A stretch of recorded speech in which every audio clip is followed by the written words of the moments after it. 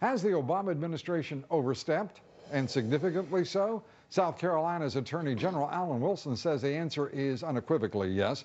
He joins us here now. Good to have you with us, Mr. Attorney General.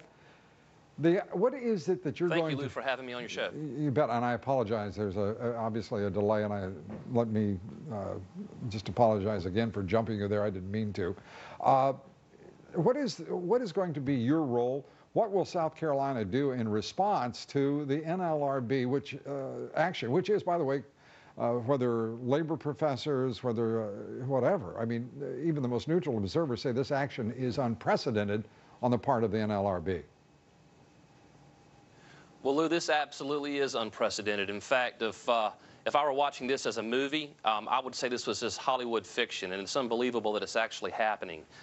You know, right now, what I've done is I've reached out to attorneys general around the country, mostly from right-to-work states. In fact, right now, just from right-to-work states. But I've been talking to other attorneys general, even in union states, because this is bigger than South Carolina. This is even bigger than Boeing.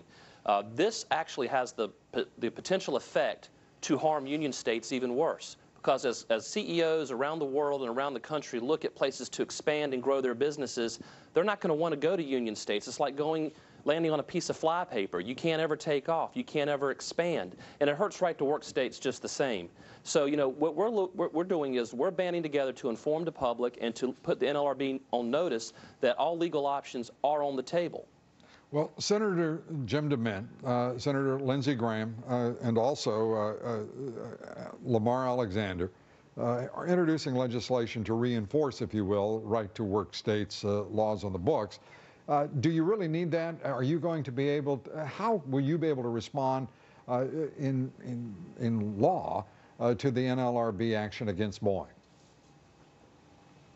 Well, first off, you wouldn't think we would need this kind of legislation. Senator Graham called me the other day as a courtesy and informed me that they were looking at doing this and they were going to try to push it in the U.S. Senate, and I said, good.